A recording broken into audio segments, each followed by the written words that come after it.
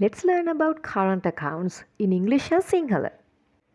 A bank current account, also known as a checking account in some countries, is a type of bank account that allows individuals and businesses to deposit and withdraw funds easily.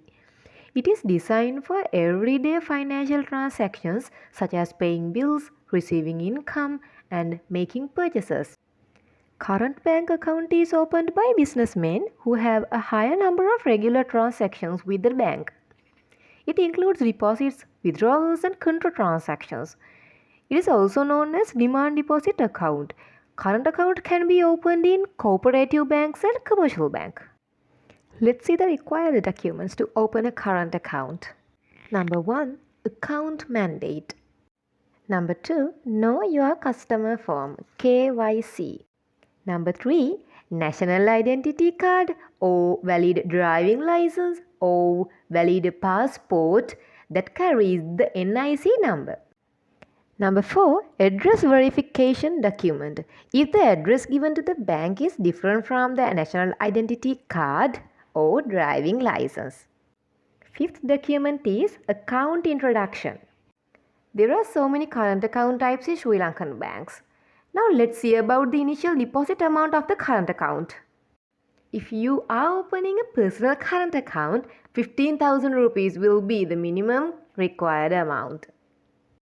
If you are opening a business current account, around 25,000 rupees will be the minimum required amount. What is a personal current account? A personal current account is a bank account designed to manage your income and day-to-day spendings. You can use a current account for paying your bills, receiving your salary, benefits, pension, and other payments. Setting up direct debit or standing orders to enable regular payments.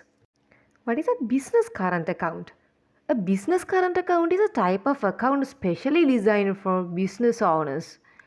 It's typically used to manage cash flow, pay suppliers and vendors, and keep tracks of expenses. Here are some key features of a bank current account. Number 1. Deposits. You can deposit money into your current account by various means, including cash, checks, electronic transfers, and direct deposits. Number 2. Withdrawals. You can access your funds in several ways, such as writing checks, using a debit card, making online transfers, and visiting a bank branch. Number 3. Check writing. Current accounts often provide checkbooks, allowing you to write checks to make payments to individuals or businesses. Number 4. Debit card.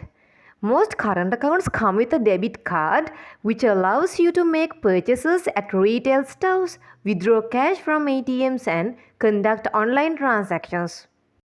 Online and mobile banking. Banks typically offer online and mobile banking services, enabling you to manage your current account, view transactions, transfer funds, and pay bills electronically. Account fees. Current accounts may have monthly maintenance fees, transactions fees, and other charges. These fees or limits vary among banks. It's important to compare different account options. FDIC or deposit insurance. In countries like the United States, current accounts are often insured by the Federal Deposit Insurance Corporations (FDIC), protecting your deposits up to a certain amount in case the bank fails. It's worth noting that specific features, fees, and services associated with a bank current account can vary depending on the bank and the country where you hold the account. It's advisable to review the terms and conditions provided by the bank before opening a current account to understand the specific details and requirements. Now we will see the difference between current accounts and savings accounts. Savings accounts. Funds are not withdrawn by use of a check. But current accounts, a check is usually used to withdraw money from the account. In a savings account, a minimum balance must be maintained in the account for it to remain operational.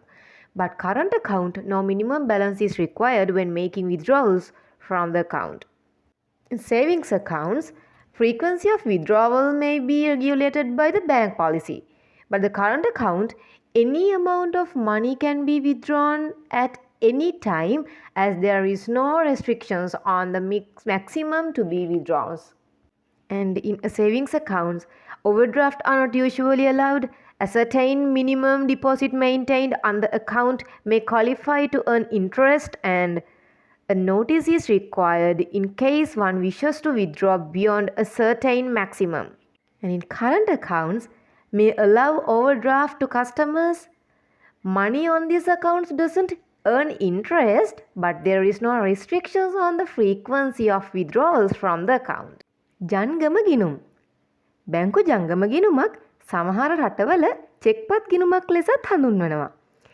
එය පුද්ගලයන්ට සහ ව්‍යාපාරවලට පහසුවෙන් මුදල් තැන්පත් කිරීමට සහ ආපසු ගැනීමට ඉඩ සලසන බැංකු ගිණුම් වර්ගයක්. ඒ වගේම මෙමගින් බිල්පත් ගෙවීම, ආදායම් ලැබීම සහ මිලදී ගැනීම වැනි එදිනෙදා මූල්‍ය ගනුදෙනුත් සිදු කරන්න පුළුවන්.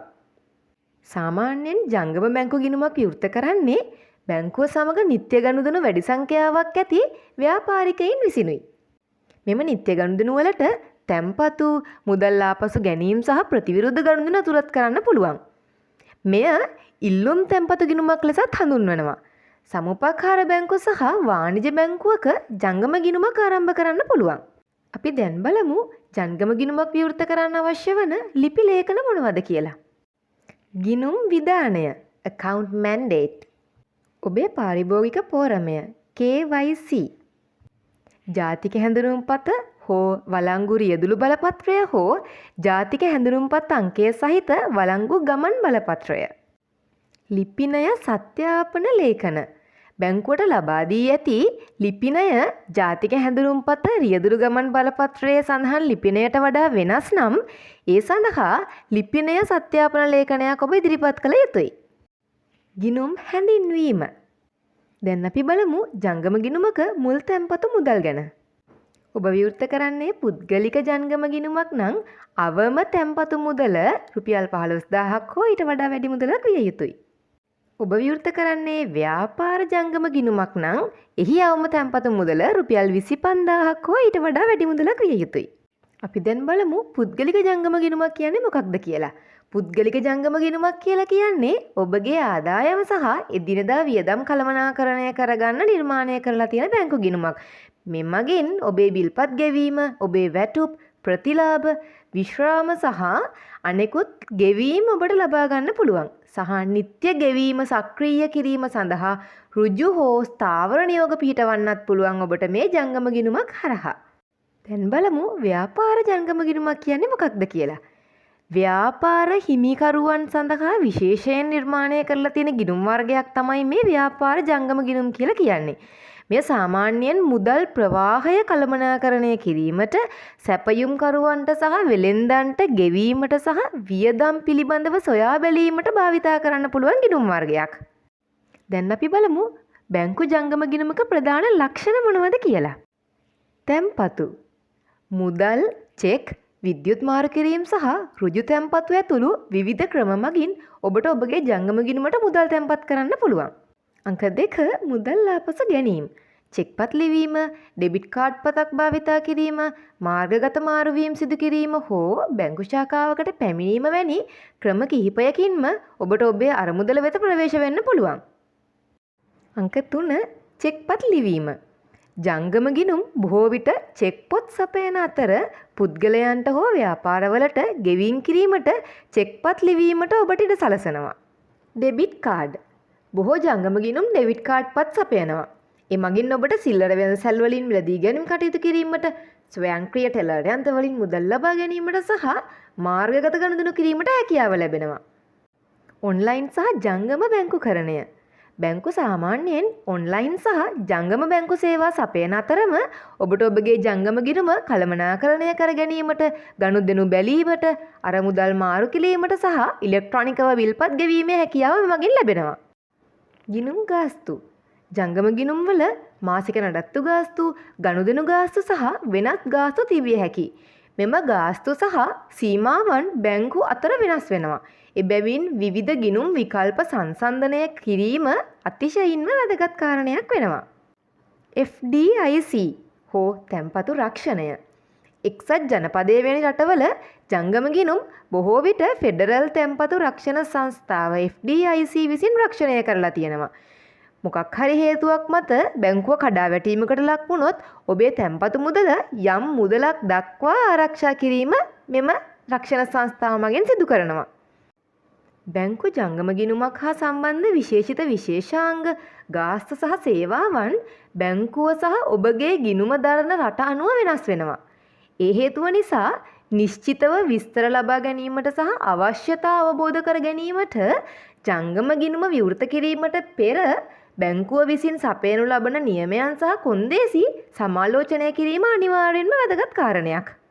දැන් අපි බලමු සාමාන්‍ය ඉතිරි කිරීමේ ගිණුමක් සහ ජංගම ගිණුමක් අතර වෙනස්කම් මොනවද කියලා. සාමාන්‍ය ඉතිරි කිරීමේ ගිණුමක ඔබට චෙක්පත් මගින් මුදල් ගනුදෙනු කිරීමේ හැකියාවක් නැහැ. නමුත් ජංගම ගිණුමකදී ඔබට මුදල් ගනුදෙනු කිරීමට චෙක්පත් භාවිතා කරන්න පුළුවන්. සාමාන්‍ය ඉතිරි කිරීමේ ගිණුමකින් මුදල් ආපසු ලබා ගැනීමේදී ගිණුමේ අවමශේෂයක් තැබීම අවශ්‍යයි. නමුත් ජංගම ගිණුමක එවැනි දෙයක් අවශ්‍ය වන්නේ නැහැ. සාමාන්‍ය ඉතිරි කිරීමේ ගිණුමක මුදල් ආපසු ගැනීමේ වාර ගණන බැංකු ප්‍රතිපත්තිය මගින් නියාමනය කරලා තියෙනවා. නමුත් ජංගම ගිණුමක එවැනි දෙයක් සිදු කර නැහැ. ඒ වගේම සාමාන්‍ය ඉතිරි කිරීමේ ගිණුමක අයිරා සඳහා අවසරය ලබා දෙන්නේ නැහැ. නමුත් ජංගම ගිණුමක බැංකුව අයිරා සඳහා අවසරය ලබා දෙනවා. ඒ වගේම සාමාන්‍ය ඉතිරි කිරීමේ ගිණුමකදී ගිණුම පවත්වාගෙන යන අවම තැන්පතුව සඳහා පොලී මුදලක් බැංකුව මගින් ලබා දෙනවා. නමුත් ජංගම ගිණුම් සඳහා පොලී මුදලක් ලබා දීමක් සිදු කරන්නේ නැහැ. ඒ වගේම සාමාන්‍ය ඉතිරි කිරීමේ ගිණුමකදී යම් උපරිමයකට වඩා මුදල් ආපසු ගැනීමට අවශ්‍ය නම් ඔබට ඒ පිළිබඳව බැංකුවට දැනුම් දීමට සිදු වෙනවා. නමුත් ජංගම ගිණුමකදී එලෙස දැනුම් දීමක් සිදු කළ යුතු වන්නේ නැහැ. අවසාන වශයෙන් ජංගම ගිණුම් අයිරා පහසුකම පිළිබඳව සරලව හැඳින්වීමක් කළොත් මෙමගින් ඔබේ ගිණුමේ ඇති මුදල් ප්‍රමාණයට වඩා වැඩි මුදලක් යම් සීමාවක් දක්වා ලබා ගැනීමට ඉඩ සලසනවා. කෙසේ වෙතත් මෙම විශේෂාංගය සඳහා බොහෝ විට ගාස්තු හෝ පොලී ගාස්තු අය කරනවා.